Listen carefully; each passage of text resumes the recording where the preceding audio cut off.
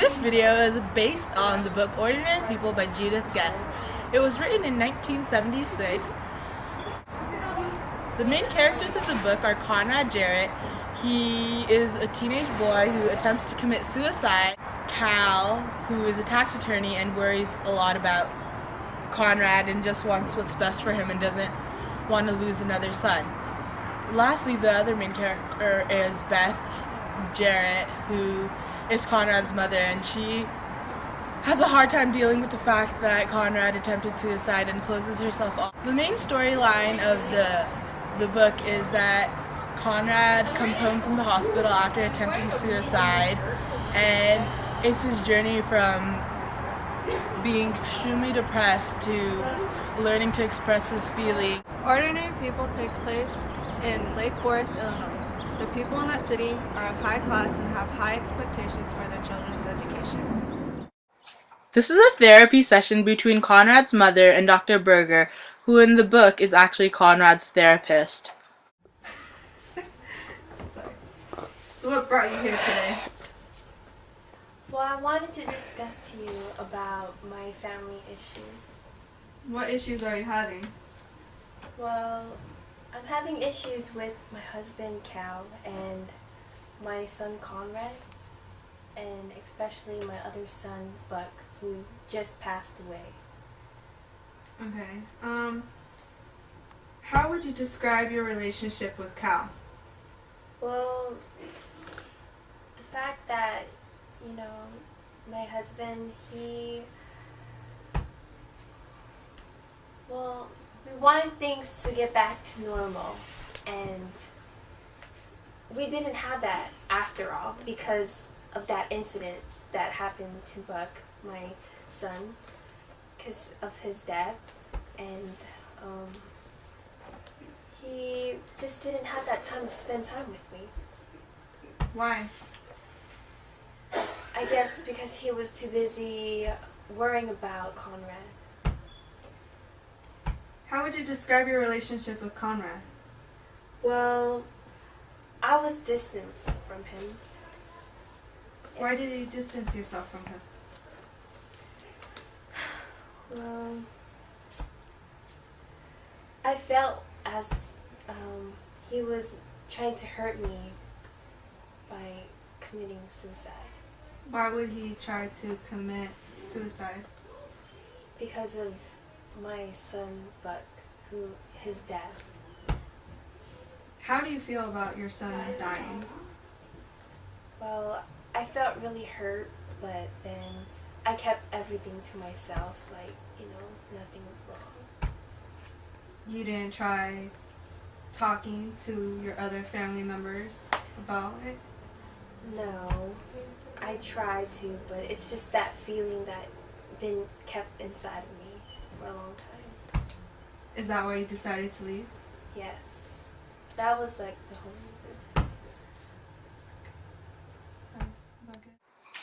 Janine is a new student at Lake Forest. Conrad and her meet through choir class. She helps Conrad through his depression.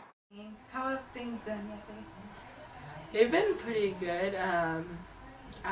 They've been a lot better ever since I've moved to Chicago from Elk Run. How long have you lived here? About a year, give or take. Me and my mom moved here with my younger brother, Mike. Why did you move here? Well, we moved here because my mom thought it would be best for me and my brother to get out of Elk Run because back where I used to live, I started to hang out with the wrong crowd and I started doing stupid stuff after my parents had gotten divorced. And I just regret it so much now, but one of the stupid things that I'd done was I stole. Me and my friends would just go to the stores and steal, even though I had the money to buy the things. I just was something to do.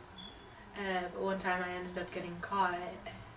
Thank God the guy who caught us was my dad's friend, so my dad was able to persuade him from going to the police with it. But after that, things weren't the same, and my mom just thought it'd be best if I got out of there. And yeah, It's actually funny because I remember telling my boyfriend Conrad about all this, and he's just so supportive about this. So he's also the only other person I told. How did you meet Conrad?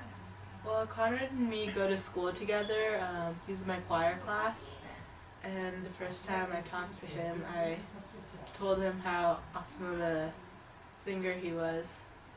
That was all the way in September, but he asked me out in February about. What is your relationship with him? Well, right now he is my boyfriend. He's so supportive.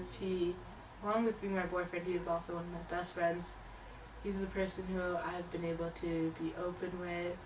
He even taught me how to bowl, or get better at bowling, because I'm horrible at it. And then, yeah, he's just always there and so supportive, and I love him. Very proud of him. Calvin is one who supports Conrad the most. He has bodyguard for him in hopes of him feeling better and independent.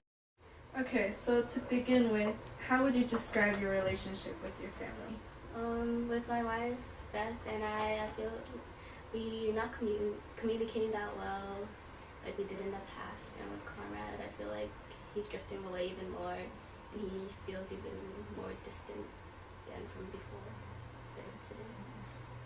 Why do you worry so much about your son? I worry about him because after Baghdad and Iran are losing their son, so I feel even more protective over him. And his mom doesn't really show a lot of affection for him, so I worry about him even more because of that. How do you feel when your wife doesn't communicate with you? I try to talk to her, but she just doesn't want to talk about it. She just wants to move on, so it's really frustrating for me.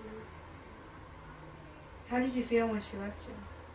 When she left me, it was kind of surprising, but then I felt like it's sort of better because I don't have to worry about Conrad as much, and I could create a better father-son relationship with him in the future. This is a therapy session during which Conrad has flashbacks of the night he attempted suicide and also the night Buck died. So Conrad, why are you here? Well, I tried to commit suicide a couple months ago, and my dad wanted me to get better, so my dad sent me here. It's my fault. Buck died. How long were you in the hospital for? I was in there for 8 months. Did you meet any friends? Yes, I did. I met a girl named Karen. Do you still talk to her? Yes, I do. And I had lunch with her the other day, and I just recently read in the newspaper that she had committed suicide. How did you feel when you found that out? I was very shocked. I couldn't talk to anybody about it, especially my mom. What is your relationship with your mom? We were very distant from each other. When I was in the hospital, she never visited me, while my dad did. And whenever I have conversations with her, I feel like as if they are forced, and we don't have anything to talk about, so it just dies. And I think she believes that I was trying to hurt her by attempting to commit suicide. Why did you try to commit suicide? Because I believe it was my fault that Buck died, since I was the only one who held onto the boat while he drowned. We have to get back to shore. This storm is gonna hit our boat. Oh no,